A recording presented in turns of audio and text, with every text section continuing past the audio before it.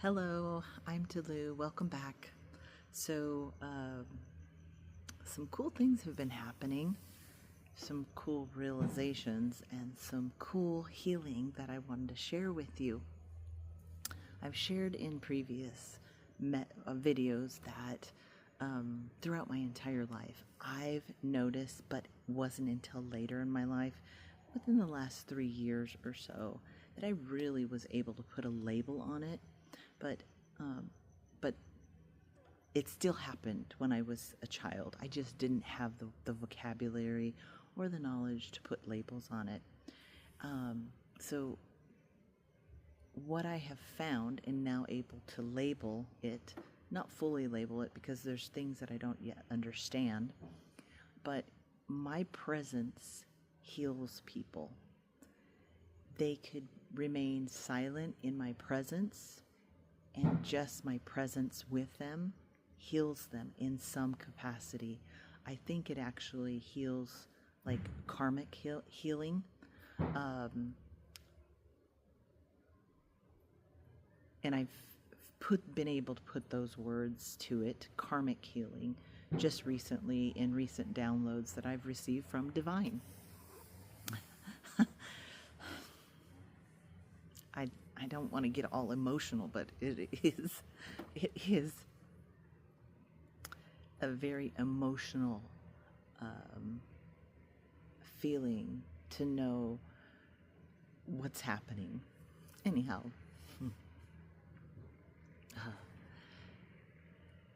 I knew that I healed people from a very early age. People tell me the darndest things. I can have complete strangers tell me very traumatic, sad stories, and you could see that when they were able to tell me these stories. You could see the stress, the yuck that just dripped off of them, and then went away someplace out into the universe to spread out in particles, so that no one else was slapped with that yucky filling energy. I physically saw this happening, but I wasn't able to articulate it. Now I'm able to articulate it. I understand that probably one of my gifts was is indeed, I should have probably created this this video when I wasn't going to be so emotional about it, but it is a recent finding. It's just over the last couple days. Yesterday was a really cool, super cool shadow healing moment for me. I found one of my earliest traumas.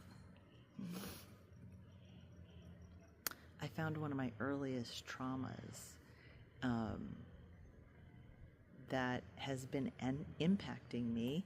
It was a shadow hidden away, and it was happened so long ago that the normal person would not have recollection. I am consciously tied into the divine, to God. I'm constantly receiving informations from God about cool things. It's all love-based. Everything is love-based that I receive, so I know that it is God. Anyhow, let me wipe off my tears here. Sorry.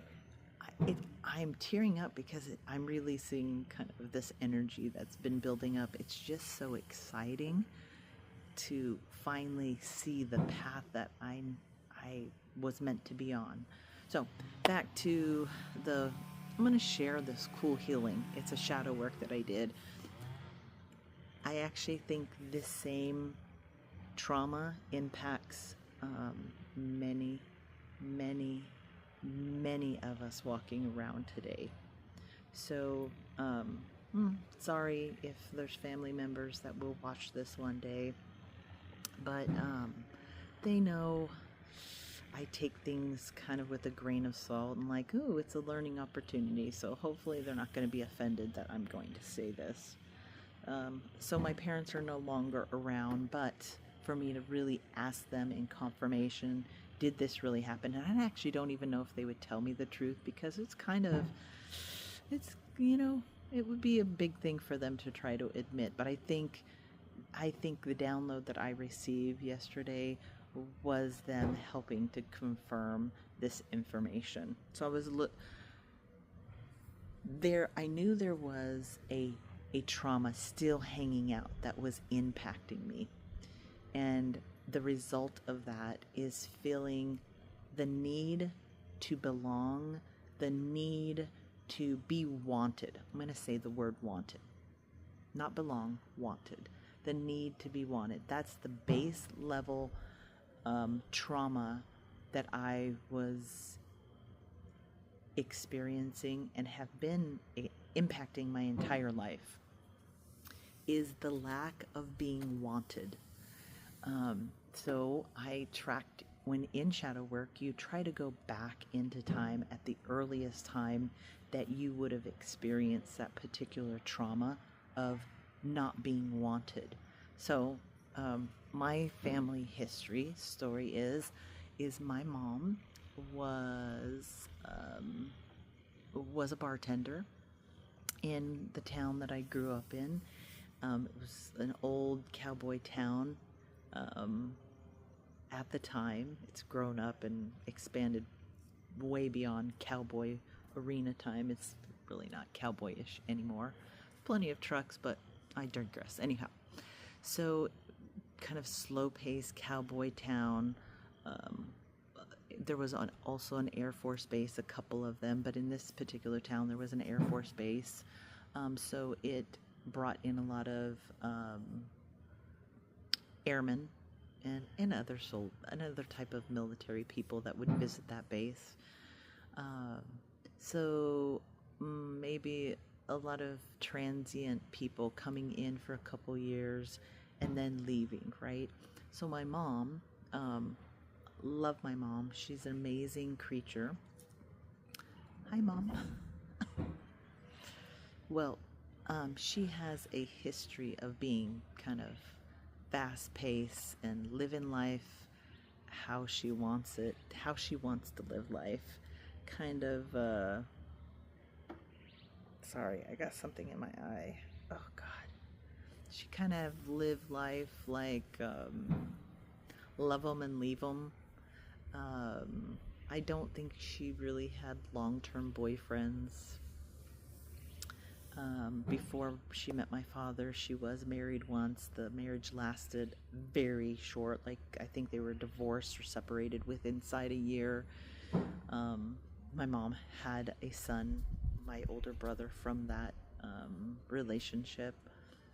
But anyhow, and then my mom had another child from another relationship that I really won't go into detail about because that's not my business, but I do have an older sister that was from another man. So now I have two siblings older than me that have different fathers. So let's just say my mom lived vicariously, right?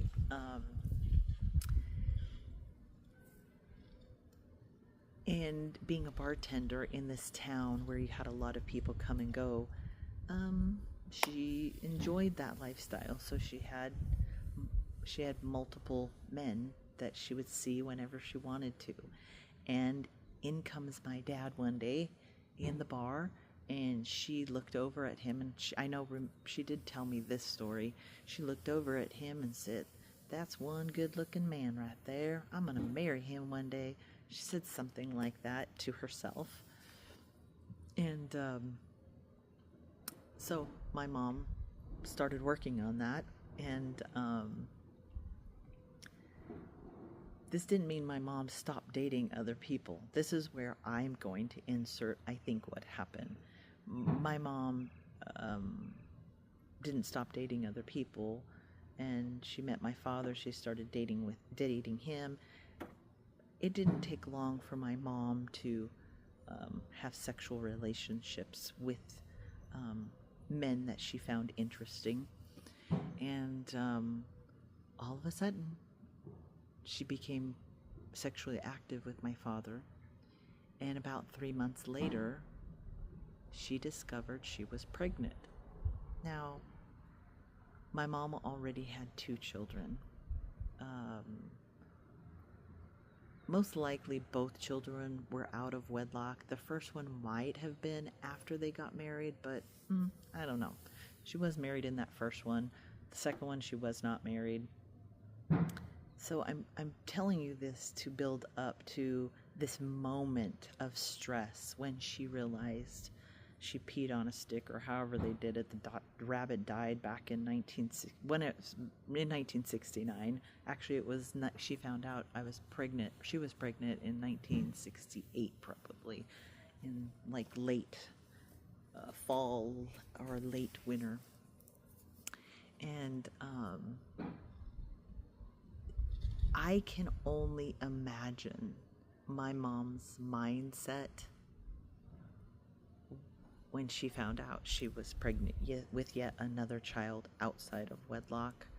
I'm sure, and by the way, she found out she was pregnant with me when she was 3 months pregnant. A lot of us, my family, we don't know we're pregnant until about the starting of the second trimester. That's just our body cycles. We just don't know it. We're not heavy people. My mom was a very thin person, so that wasn't apparent. It wasn't like she was gaining weight. She had no signs that she was pregnant. Anywho, sorry. I believe my mom, when she found out at 3 months pregnant that she was pregnant with me, she had an oh shit moment. Holy shit. I don't want to be pregnant with another child. I'm not married. I'm just having sex with probably a couple different men at this point. At least my father. So anyhow, I believe I identified my earliest sign of trauma, of where my not being wanted originated from, and that was me being in the womb at about 3 months gestation. So, right, wrong, or indifferent, I don't know if it's true or not, but I felt like it was true. It felt really like, yeah, I'm onto something here. So, instead of erring on the possibility that it was not real, did not happen, I erred on the possibility that it was the original trauma of where I have had this deep feeling sense of not being wanted my entire life. Like, my entire life, I've never felt wanted by anybody. I've always felt rejected by everyone. There's a few people in my life, like I can think of a particular neighbor or a particular teacher that really enjoyed my company. Sorry, I have the sun coming up now. I'm going to get a weird shiny head, but I'll try to make it quick. Or maybe I won't make it quick. So I did this shadow work. I imagined myself now, shrinking myself down microscopically almost, kind of, and then visiting myself, my in utero self, little nugget at 3 months old, and talking to myself, my adult self, shrunk down microscopically, to my little baby self at 3 months in utero, and then I'm now dialoguing with this 3-month-old Teresa. And of course, the 3-month-old in utero didn't have a lot to say because they don't speak. So I did a bunch of the speaking, and I knew what the trauma was already. Is they felt my mother's energy. They also probably felt my father's energy going, holy shit, I don't want to have a baby right now, right? I don't want to be pregnant right now. I'm enjoying life. Oh my God. So I took the opportunity to have a conversation with my younger self, and I'm going to actually step away a little bit because the sun's going to be bothering me. So I had shadow work where I had the conversation with my younger self, my 3-month-old self, and I just gave myself the love and the feeling of being wanted that I needed at that moment in time that I wasn't getting from my mother, who was probably in a great deal of stress and disarray that she is now pregnant again. So I spent that shadow work time. It was lasted maybe a couple minutes, of me just giving so much love to my 3-month in utero self and surrounding this little baby Teresa with my arms and pulsating my aura energy and just loving it and saying how much you are wanted and how much you are needed in this world, and that I then embellish things like you are needed, you are wanted, you are going to make great things happen in this world. Whatever I wanted to fill that space with, and tell my younger self all the things that I would love to have been told, right, or have felt from my mother at that time in my life. So as soon as I completed that shadow work, which was just a few minutes, oh my God, the amount of release of stressed, built up energy just came pouring out of me. If I think about it again, it's going to release some more tears. That's what tears are, is releasing energy, releasing resistance, and so much poured out of me. It was so healing, and I haven't, from that moment on, and by the way, 2 minutes prior to discovering that I needed to do this shadow work, I got an ant crawling on me.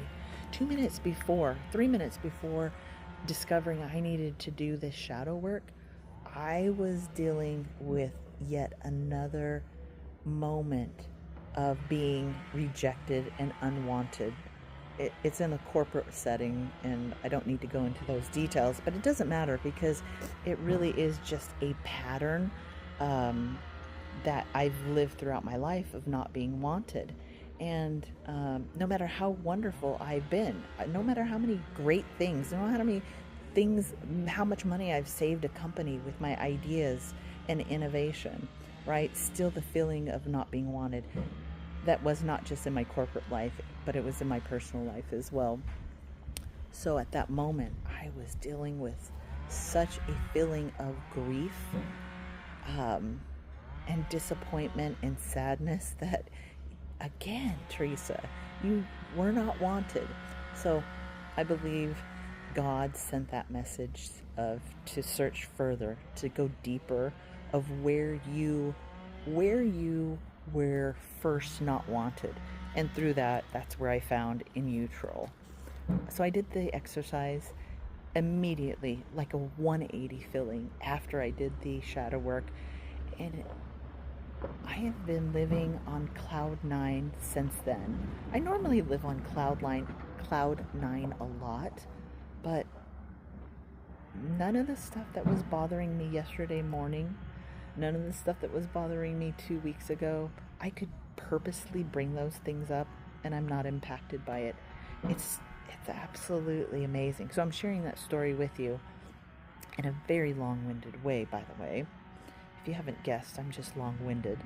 I've shared that story with you because I know there's a lot of people that have come out of unwanted pregnancies, whether their parents admit it or not. And I think people could just do that, that shadow work that I just expressed to you. And it's not going to hurt anything. Let's just say their parents did want them in utero, right? Or whenever. And they have no real proof. Go ahead and do it anyways. It's not going to hurt anything. It's not going to hurt if you did the shadow work and that trauma didn't exist. But if you have a sense of, I don't feel wanted in my life, I don't feel wanted by the people, the jobs that I've had, the personal relationships that I've had, if you have a sense of not feeling wanted, and that's something you want to heal, that might be your healing path for that particular one. Pretty cool. Anyhow, on top of that, I am absolutely a healer. I had a really cool scenario happen to me again last night. Is one of my relatively long-term friends came up to me. We were out in a social setting. This person normally doesn't have these kind of conversations with me ever, this kind of personal, and this person shared some sadness, health issues with their adult daughter. And when they were telling me about it, they came up to me out of the blue and just greeted me, but then went into telling me the story of what's going on with their daughter.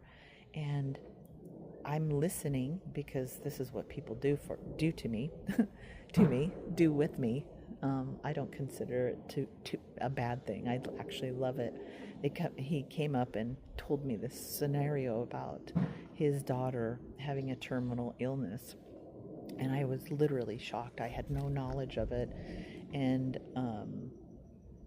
he's just hoping that she might have a year longer to live. And he just went on, and I was thinking, wow, he's really revealing some very sad personal stuff. And I was like, this person never talks to me this way. This is really uncharacteristic of this person to speak about this personal stuff with me. And then I'm realizing, holy shit, I'm doing it. I'm healing him. So I let him carry on, and I continued to dialogue with him. I gave him a hug, and he went on his merry way. And you could see, he even said, hey, Teresa, I'm sorry to lay all this on you. I don't even know why I'm telling you this.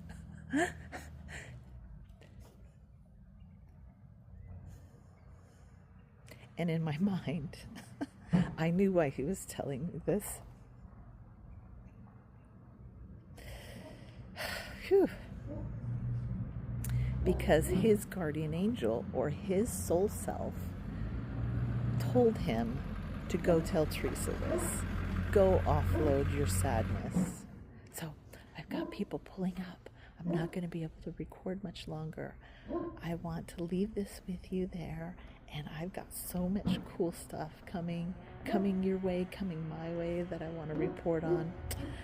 Okay, hope you have an amazing now moment, and see you next time. Love and light to you. Take care.